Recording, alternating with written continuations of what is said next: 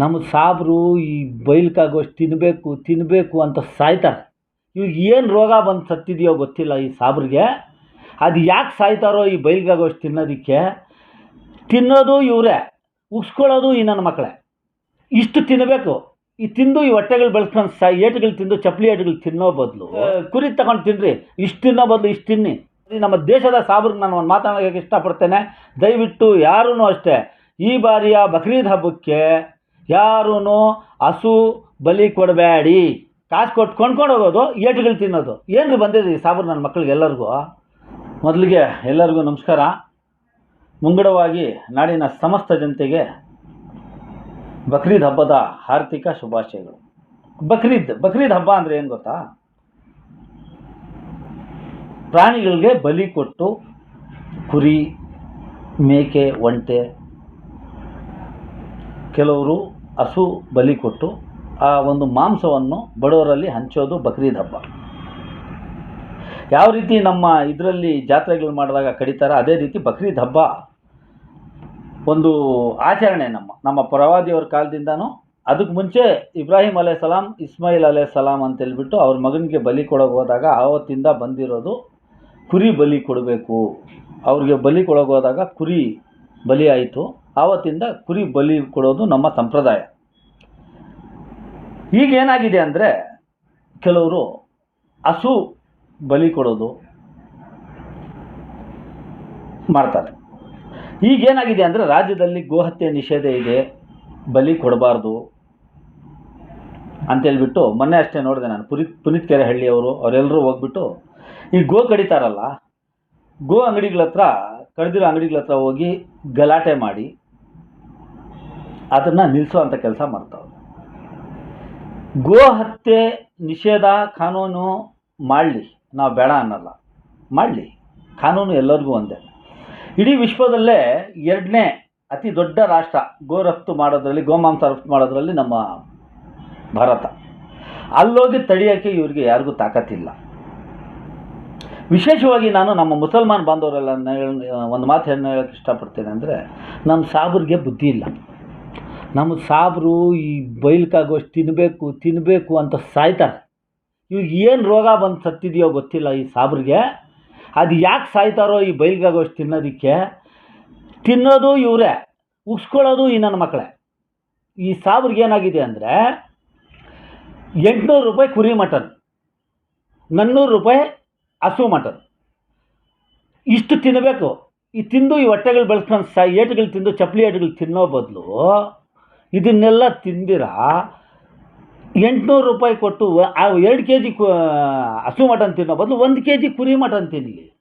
ಇವ್ರು ತಿಂದು ಬದುಕಿಸ್ತಾ ಇರೋದು ಯಾರಿಗೆ? ರೈತರಿಗೆ ಬದುಕಿಸ್ತಾ ಇದ್ದಾರೆ ತಾನೆ. ರೈತರಿಗೆ ತಾನೇ ಅನುಕೂಲ ಆಗ್ತಾ ಇರೋದು. ನಮ್ಮ ರಾಜ್ಯದ ರೈತರಿಗೆ ತಾನೇ ಅನುಕೂಲ ಆಗ್ತಾ ಇರೋದು. ಕುರಿ ಸಾಕೋದ್ರಲ್ಲಿ ಮುಸ್ಲಿಮ್ಸ್ ಇರ್ಬೋದು, ಎಲ್ಲ ಜಾತಿಗಳವರು ಇರ್ಬೋದು. ಆದರೆ ಹಸು ಸಾಗಾಣಿಕೆಯಲ್ಲಿ ಅತಿ ಹೆಚ್ಚಿನ ಜನ ಇರೋದು ನಮ್ಮ ರೈತ ಬಾಂಧವರು. ಇವತ್ತು 1 ಲಕ್ಷ ಕೊಟ್ಟು ತಗೊಂಡೋಗ್ತಾರೆ ಕುರ್ಬಾನಿ ಕೊಡೋಕ್ಕೆ ಒಂದು ಹಸು. ಯಾರಿಗೆ ಅನುಕೂಲ? ರೈತರಿಗೆ ಅನುಕೂಲ. ಈ ಕೆಲವರು, ಈ BJP ಅವರು, ಇನ್ನು ಕೆಲವರು ಇದ್ದಾರೆ, ಈ ಪುನೀತ್ ಕೆರೆಹಳ್ಳಿ ಕೆಲಸಕ್ಕೆ ಬರ್ದಿರೋರು, ಇವರು ಕಾಸು ಕೊಟ್ಟು ಕೊಂಡ್ಕೊಂಡು ಹೋಗೋದು, ಗಾಡಿಗಳಿಂದ ಕಿತ್ಕೊಳ್ಳೋದು, ತೊಗೊಂಡೋಗ್ಬಿಟ್ಟು ಗೋಶಾಲೆಗಳೆಲ್ಲ ಹಾಕೋದು. ಕಾಸು ಕೊಡೋದು ಇವರೇ, ಚಪ್ಪಲಿ ಏಟುಗಳು ತಿನ್ನೋದು ಇವರೇ. ಮೊನ್ನೆ ಒಂದು ಕಡೆ ಸಾಯಿಸ್ಬಿಟ್ರು ಯಾರಿಗೋ ಒಬ್ಬರಿಗೆ, ನೀವು ನೋಡಿರ್ಬೋದು ಮಾಧ್ಯಮ ಮಿತ್ರರು. ಯಾಕೆ ಸಾಯಬೇಕು? ತಿನ್ನಬೇಡ್ರಪ್ಪ. ಸಾಬ್ರಿಗೆ ಏನು ದೊಡ್ಡ ರೋಗ ಬಂದು ಸತ್ತೈತೆ. ತಿಂದಿರ ಇದ್ರೆ ಸತ್ತಾಗ್ತಾರೆ ಇವರು. ತಿನ್ನಬೇಡ್ರಿ, 1-2 ವರ್ಷ ತಿನ್ನಬೇಡ್ರಿ. ಗೋ ಮಾಂಸನೇ ತಿನ್ನಬೇಡ್ರಿ. ಗೋಗಳೇ ಕೊಳಿಬೇಡಿ. ಇದು ಕೋಳಿ ತಗೊಳ್ಳಿ, 200 ರೂಪಾಯಿ 250 ರೂಪಾಯಿ ಕೊಟ್ಟರೆ ಒಂದು 3 kg ತಿನ್ನಿರಿ, 800 ರೂಪಾಯಿ ಕೊಟ್ಟು. ಇಲ್ಲ ಕುರಿ ತಗೊಂಡು ತಿನ್ನಿರಿ. ಇಷ್ಟು ತಿನ್ನೋ ಬದಲು ಇಷ್ಟು ತಿನ್ನಿ. ಯಾಕೆ ತಿಂದು ಸಾಯ್ತೀರಾ?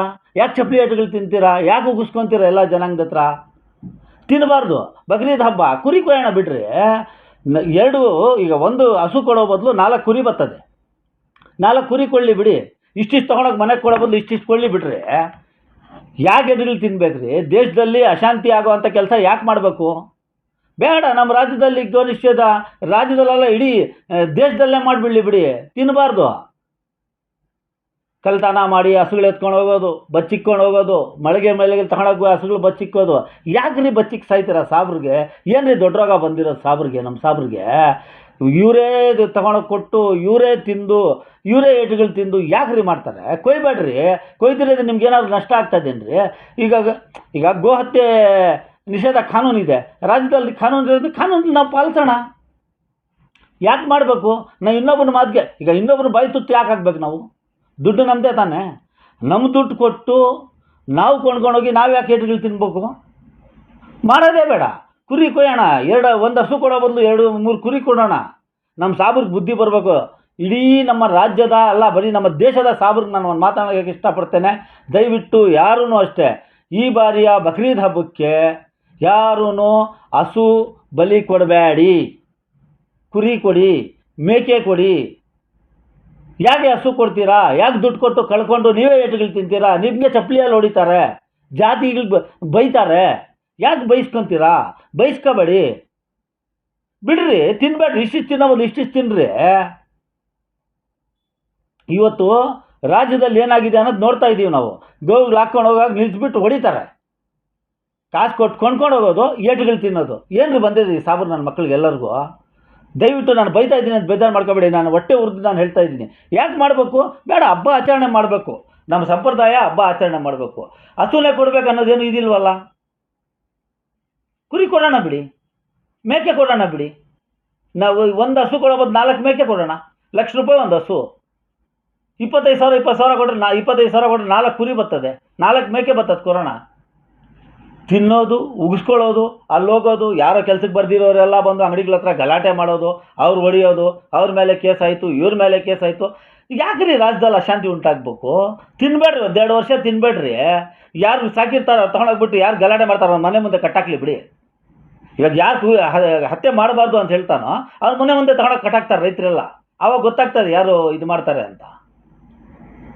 ಈಗ ನಾನು ಸಾಕಿರೋ ಹಸು ಈಗ ರೈತರಿಗೆ ದುಡ್ಡಾಗೋದಕ್ಕೆ ತಾನೇ ರೈತರು ಸಾಕೋದು. ಕೋಳಿ ಆಗಲಿ ಕುರಿ ಆಗಲಿ ಏನಕ್ಕೆ ಸಾಕೋದು? ನಾನು ಮಾರಿದ್ರೆ ನನಗೇನೋ ನನ್ನ ಮನೆಗೆ ನಡೀತದೆ ಅಂತೇಳ್ಬಿಟ್ಟು ಮಾಡೋದು. ಅದನ್ನು ತಡೆದ ಮೇಲೆ ಬಿಟ್ಟಾಕ್ರಿ. ಯಾವನಿಗೆ ಕುಯ್ಬಾರ್ದು ಅಂತ ತಡೀತಾನೆ ಅವ್ನು ತಗೊಂಡೋಗಿ ನನ್ನ ಮನೆ ಹತ್ರ ಕಟ್ಟಾಕ್ತಾರೆ ರೈತರೆಲ್ಲ ತೊಗೊಂಡೋಗ್ಬಿಟ್ಟು. ಆವಾಗ ಗೊತ್ತಾಗ್ತದೆ. ಕುಯ್ಬೇಡ್ರಿ, 1-2 ವರ್ಷ ಕೊಡ್ರೇ ಬೇಡ್ರಿ. ಹಸು ಬಲಿನೇ ಕೊಡಬೇಡಿ ನೀವು. ಇಷ್ಟು ನಮ್ಮ ರಾಜ್ಯದ ನನ್ನೆಲ್ಲ ಅಲ್ಪಸಂಖ್ಯಾತರು ನಾನು ಹೇಳೋಕ್ಕೆ ಇಷ್ಟಪಡ್ತೇನೆ. ದಯವಿಟ್ಟು ಮಾನ್ಯ ನಮ್ಮ ವಫ್ ಮತ್ತು ಹಜ್ ಸಚಿವರಾದಂಥ ಜಮೀರ್ ಅಹಮದ್ ಖಾನ್ ಸಾಹೇಬರಿಗೆ ಹಾಗೂ ನಮ್ಮ ರಿಜ್ವಾನ್ ಅರ್ಷದ್ ಸಾಹೇಬರಿಗೆ, ಏನು ನಮ್ಮ ತನ್ವೀರ್ ಸೇಠು, ಏನು ನಮ್ಮ ದೊಡ್ಡ ಇದ್ದಾರೆ, ಎಲ್ಲರಿಗೂ ನಾನು ಮನವಿ ಮಾಡ್ತೇನೆ. ದಯವಿಟ್ಟು ನೀವು ಆದೇಶ ಹೊರಡಿಸಿ, ವಕ್ಫ್ ಬೋರ್ಡಿಂದಾನೇ ಆದೇಶ ಹೊರಡಿಸಿ. ಈ ಬಾರಿ ಯಾರೂ ಸಾಬ್ರು ಹಸು ಬಲಿ ಕೊಡಬಾರ್ದು ಅಂತೇಳ್ಬಿಟ್ಟು ಆದೇಶ ಹೊರಡಿಸಿ. ಇಲ್ಲಾಂದರೆ ಜನಾಂಗ ಇರೋ ಮಾನ ಮರ್ಯಾದೆ ಕಳ್ಕೊಂತದೆ. ಇವರೇ ದುಡ್ಡು ಕೊಟ್ಟು ಇವರೇ ಇದು ಮಾಡಿ ಇವರೇ ಯಾಕೆ ಎಡೆಗಳು ತಿನ್ನಬೇಕು? ದಯವಿಟ್ಟು ನೀವು ಹಿರಿಯರಿದ್ದೀರಾ, ದೊಡ್ಡವರಿದ್ದೀರಾ, ತಿಳ್ಕೊಂಡಿದ್ದೀರಾ.